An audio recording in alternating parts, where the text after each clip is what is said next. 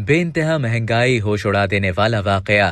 Germany में कारखानों में हड़तालें कब हुईं? 1918 में जब पहली जंग अजीम का इख्तिताम हुआ तो जर्मनी पर भारी कर्जों और तावान जंग का बोझ लदा हुआ था। इस कर्जे और तावान को उतारने के लिए हुकूमत ने कौमी करेंसी मार्क में नोट छापने शुरू कर दिए ताकि ठोस करेंसी खरीद कर कर्ज अदा कर सके। जब धड़ाधड़ मार्क छपने लगे तो उस करेंसी की कीमत गिरने लगी। लेकिन इस बहरान का बदतरीन दौर उस वक्त आया जब 1923 में जर्मनी तावान जंग की अदायगी में नाकाम हो गया और इस बहाने फ्रांस और बेल्जियम की अफवाज ने जर्मनी के सबसे ज्यादा सनती इलाके वादी रोहर पर कब्जा कर लिया ताकि उसे ठोस असासों की सूरत में अदायगी पर मजबूर किया जा सके। इस कब्जे के नतीजे में कारखानों में हड़तालें शुरू हो गयीं और पैदावार रुक गई। अक्टूबर 1923 में अफरात ज़र की शरह एक माह में 29,500% तक बढ़ गई और हर 3-4 रोज बाद कीमतें दुगनी होने लगी। एक डबल रोटी जिसकी कीमत उस साल जनवरी में 250 मार्क्स थी, वो उसी साल नवंबर में 2 खरब मार्क्स तक पहुंच गई। उस वक्त लोग सूटकेसों में अपनी तनख्वाहें और उजरतें ले जाया करते थे। उस दौर के हवाले से बहुत सी कहानियां मशहूर हैं।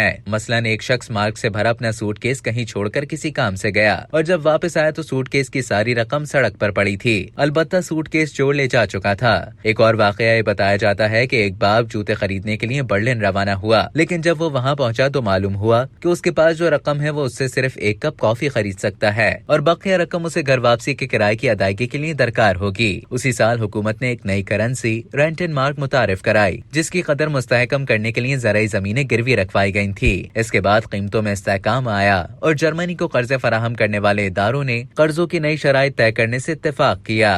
अब तक के लिए इतना ही। मजीद इसी तरह की मालूमात हासिल करने के लिए डेली जंग के YouTube चैनल को सब्सक्राइब करें और Facebook के पेज को लाइक करना ना भूलें।